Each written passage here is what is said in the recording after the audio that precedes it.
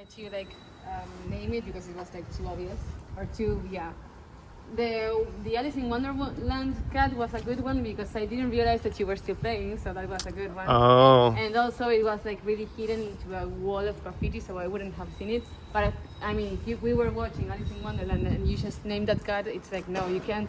I see. An obvious cat, you know. Okay.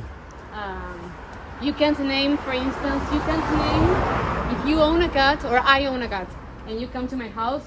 That cat is not up for a game, you know. Okay. Because it's my cat. Of course, you're going to know it's there. And if you, for instance, happen to every day walk through this window and you know that there's a cat in this window, you can't name it more than once. Once it's named, it's done. Okay. It's out of the game. Okay, so you need to remember the cats you name. Yeah. Okay.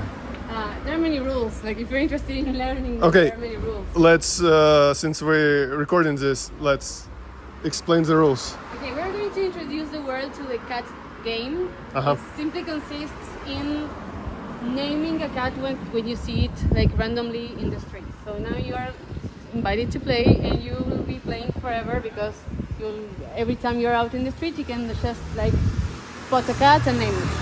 The thing is, cats can be anywhere, so that's the fun part. But I was telling him he just named a cat in a graffiti, the Alice in Wonderland cat, and I allowed him to because it was good timing and it was okay. But there are certain rules, as I was saying before, you can't. If you know there's going to be a cat, it has to be out of a sudden. You have to just find it. You have to stumble upon the cat. If you touch a cat that you named, that's double points. And if it's a kitten, it's double points as well. Okay. Because usually cats could be in the window, so it's not possible to touch them, or they could just not allow you to get close to them. So if they get close to you and you pet them, it's double points. What else? Now and then I think just out of experience, you'll come to realize what's a really good cat and what's a average cat. But you could even if there's a movie scene and there's a random cat. The thing is, the cat doesn't have to be the protagonist of the scene, you know. If it's a picture of a cat, well, it doesn't count. If it's a pet store, it doesn't count. Okay. If it's in the background on the scene and there's two people eating lunch and then just a cat happens to walk by, that's you can say a cat.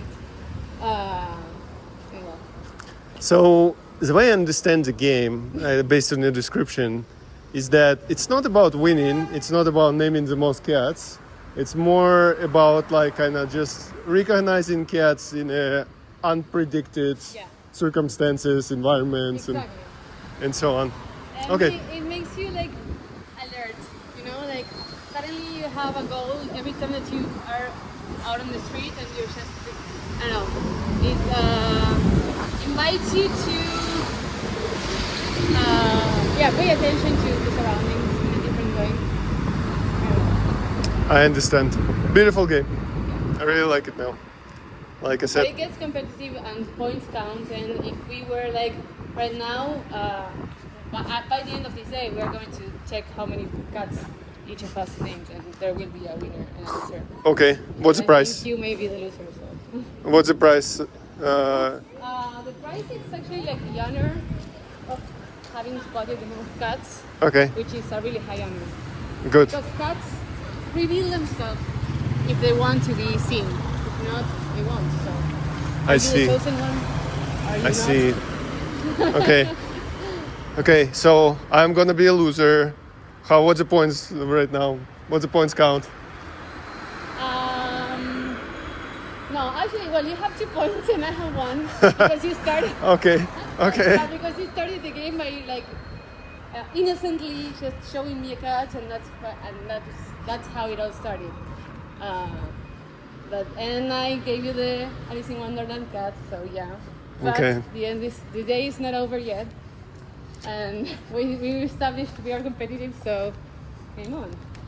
Game on.